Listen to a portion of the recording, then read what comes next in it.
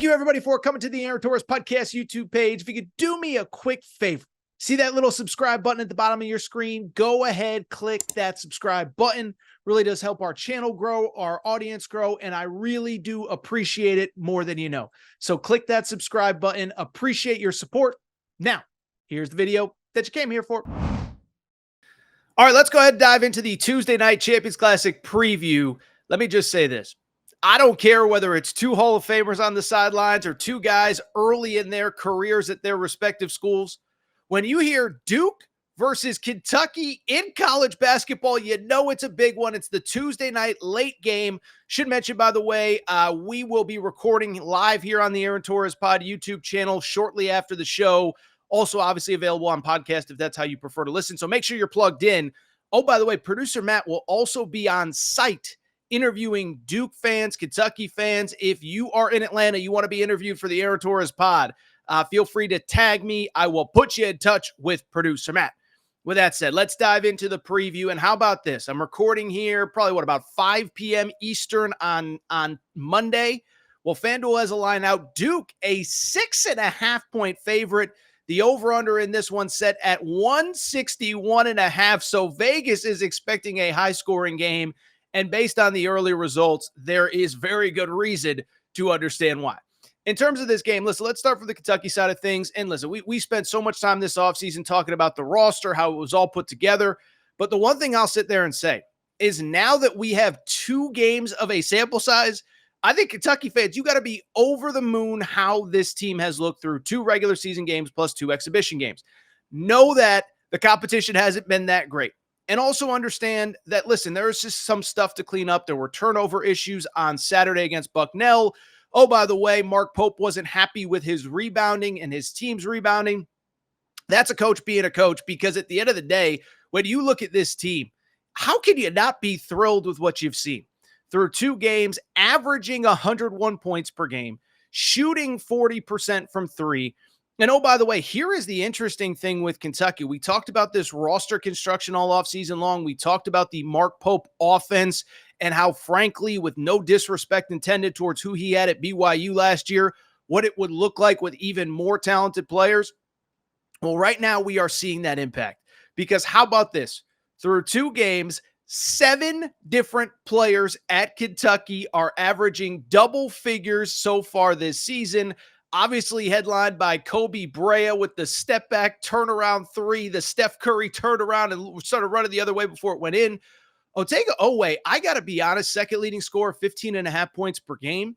He's just flat out better than I was expecting, and I have to give credit where it's due. He played at Oklahoma last year. I just didn't think he had this in his game. And outside of him, you're getting contributions from everybody else you'd expect. Amari Williams averaging 12.5 points, 13.5 boards per game. Jackson Robinson, 11 points per game. He's not even shooting the ball great. So that's actually a really good sign for Kentucky, is probably your best 3-point shooter and not your best 3-point shooter, but the guy that is capable of leading you in scoring. Hasn't even played great so far. You're putting up 101 points per game. And this was always going to be kind of a sum is greater than the parts team. There might not be a dynamic superstar, but you're going to get contributions from different guys on different nights. And that is exactly what we have seen from Kentucky through 2 games. From the Duke side of things, listen, let's give also credit where it's due. First of all, if you look at this team, you look at this roster, I got to give Shire credit, right? He gets Cooper Flagg committed in the early signing period last year. Cooper Flagg is a different kind of player. We're going to get into him in a minute. But basically, John Shire spent the entire 2024 recruiting cycle, the 2024 portal cycle, trying to put together a roster that complements Cooper Flagg. He has done that. They themselves are averaging a cool 98.5 points per game. They're actually shooting a little bit better from 41%. And so I bring it up because 2 teams that can put the ball in the basket. We just talked about Kentucky. Let's talk a little bit about Duke. And let me start with Cooper Flagg. And I think for a lot of people, it's going to be your first time watching Cooper Flagg, really watching him. You've seen highlights, you've seen this, you've seen that. And what I'll say about Cooper Flagg, I think he's a different kind of prospect than a lot of people realize. Because everybody asked me, Torres, is he the National Player of the Year? Is he going to do this? Is he going to do that? I said, look, he's a very good, he is an incredibly gifted player, but I think he's a different kind of freshman superstar than maybe you're thinking, okay? when we get these generational players, and that's what Cooper Flagg has been listed as, I think for the most part, we think of guys that could just take over games on offense and get you 30 on any given night. Go back to the beginning of the one and done era, Kevin Durant, Zion Williamson, Paulo Banchero. I'll say this. I was at the Duke Gonzaga game in Vegas during Paulo Banchero's only season at Duke. Paulo had 22 in the first half. I think he finished with like 29 or 31 in that game, and he had some cramps and didn't even play for a big chunk of it. But I just bring it up because when we think about these five-star can't-miss freshmen, I think we generally think of guys that are going to put 30 on the board every night. And that's just not who Cooper Flagg is. Cooper Flagg is a guy that is going to get his buckets, but he is also going to get others involved as well. Point forward. I think that term gets a little bit overused sometimes, but that's exactly who Cooper Flagg is, and his stats are reflective of it. Just under 16 points per game, 9 rebounds per game, 4 assists per game, 2.5 steals, 1.5 blocks. So first of all, I don't know how prevalent college basketball fantasy leagues are, but Cooper Flagg should have been the number one pick because he is a stat sheet stuffer, but just a different kind of superstar, not going to get you probably 30 on any given night, but he doesn't have to because clearly there is a lot of scoring around him. I think the big story so far for me as I've watched Duke, it's not just Cooper Flagg. It is the 2 other freshmen that I think America is going to get familiar with on Tuesday night. Con Knipple, wing, about 6'6", 6'7". Every single NBA scout, every single reporter who went through Duke during the fall period, during early practices, raved about the type of player that he was, the impact that he has, a potential one and done, all of that. Well, guess what? Through 2 games, I mean, he has lived up to the expectations.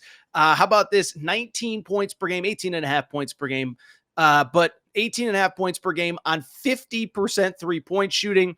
And oh, by the way, it's not like he hasn't taken a lot of threes, 14 three-point attempts so far this season. I think it's also worth noting, Kaman Malawak, okay? If you, Malawach, I believe is how you pronounce it. I apologize if I messed that up. But I just bring it up because if you follow basketball in general, he may be a name you're familiar with, another freshman, top 5 prospect.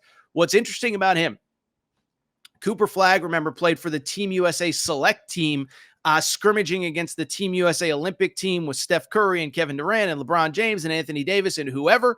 Well, Kaman Malawach played for the South Sudan Olympic team, so he actually comes into college basketball off of the Olympics, and so far he's really been that low post presence.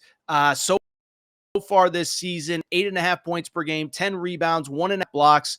For Duke fans, I know it's cliche, but I think it's accurate. Reminds me a lot of Mark Williams, who played at Duke a few years ago, actually with that Paulo Banchero team in 2022 that made the Final Four and is now currently in the NBA. So that's their team. Some nice veterans around Cooper Flagg. Again, spacing, three-point shooting, veterans. That's what the priority was after you get Cooper Flagg committed. So far, Sion James, 11.5 points per game. And oh, by the way, Mason Gill is coming from Purdue, averaging 9.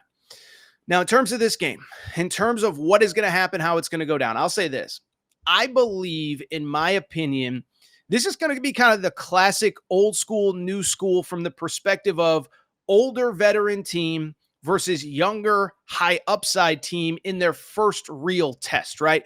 One thing you could say about Kentucky, you could argue about, is there an NBA player on their roster? Is there this? Is there that?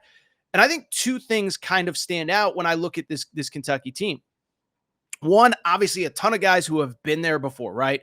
Kirk Kriisa played in multiple NCAA tournaments at Arizona. Lamont Butler played in a Final Four. Jackson Robinson played in an NCAA tournament at BYU last year, excuse me. So you go on down the list, guys that have been on that stage. Duke is the exact opposite. I mean, they do have Mason Gillis, who played in the Final Four with Purdue last year, but the 4 marquee freshmen really don't have as much big game experience. Now, again, Duke has Tyrese Proctor, Caleb Foster, guys that have played in NCAA tournaments. I don't know that they have as much big game experience on this stage. And I think that's what's going to be interesting about this game. We know Cooper Flagg is going to get his. I would guess that Kentucky is going to put Otega Owe on him, wing defender, big wing, and it's going to be the best defensive player that Cooper Flagg has faced at the college level. Now, again, played for the Team USA select team, competed against, fill in the blank, whoever, Jason Tatum, Anthony Edwards. So it's not like he's not experienced at this level. But I will be curious. Con Knipple, 19 points per game. Like I said, 3-point shooter. Has he ever faced a defender like Lamont Butler before? I'm not sure. Lamont Butler is maybe the best perimeter defender in college basketball. By the way, Kaman Malawach, I know I said a minute ago that he played in the Olympics, but he was a spot player here or there. What is it going to be like with 30-plus minutes against Amari Williams, a fifth, sixth-year player, 22, 23 years old? Oh, by the way, on top of that, also worth noting is that Brandon Garrison, the backup, 6'11", 7 feet, and he is a big wide load down low. And so when I look at that, one, can Duke get contributions offensively outside of Knipple and Cooper Flagg if they get shut down? How do those veterans or how do those young players handle the veterans? And then from the Kentucky perspective, I think what has to concern you if you're Duke, they have so many guys that can beat you. 7 guys. I think I said earlier, 7 guys averaging double figures right now. And that's what's scary about this Kentucky team is that it has always been, and it might sound like an insult, but it's actually a compliment. It's a sum is greater than the parts team. There isn't one individual guy that can beat you on any given night, but if you shut him down, you're in good shape. And so when I look at this spread, when I look at the number, when I look at my official pick, I'm going to go ahead and take Kentucky to cover the 6.5. I'm taking them to win outright. Now, listen, if this game was in March with 30 games under Cooper Flagg's belt, Kaman Malawach's belt, Con Knipple's belt, I might feel differently. And I know what Duke fans, first of all, Duke fans can say, Torres, you just hate our team. I don't hate your team. You've been awesome. But what I will say is that you are relying a lot on very young players who have not been on this stage in college basketball. And by the way, even the good players, even the good freshmen, it's still an adjustment for virtually all of them. I was watching Carolina the other night. It's not a knock or an insult, but Drake Powell and Ian Jackson are being talked about as top 15 picks. They both struggled in Carolina's opener against Elon. So it takes time to adjust. Not saying that you haven't had good freshman performances, whether it's Cooper Flagg, Liam McNeely, whatever. The point I'm trying to make, though, Boogie Flint, the point I'm trying to make is that it's just a little bit of a different speed, a different physicality, a different intensity. And I think this matchup favors Kentucky. Now, if this was March, if Cooper Flagg had 30 games under his belt, if Con Knipple had been through 25, 30 games and getting bodied by kids his size with his athleticism, I might feel differently. This isn't a homer pick. This isn't a cop-out pick. I'm just telling you how I honestly feel. I think Kentucky gets the win. It's certainly going to be more low scoring than either of these teams have faced. And I think Kentucky gets the win. I'll say like an 81-76 win. Not doing great math here, but that would be an under. But I like Kentucky to cover, and I like Kentucky to win outright because I just think that when I look at these two teams, I don't think Duke is close to a finished product. I don't think Kentucky's close to a finished product, but they got so many guys who have been on so many big stages, and I truly believe Kentucky gets the first signature win of the Mark Pope era. By the way, quick reminder, as I said off the top, if you are going to be in Atlanta, tag me on Twitter at Aaron_Torres. We'll put you in touch with producer Matt. He's going to be interviewing Kentucky fans on the streets, Duke fans on the streets, probably Kansas and Michigan State as well. Tag me at Aaron_Torres. Enjoy the games and come back here, Aaron Torres Pod YouTube channel, once the game goes final.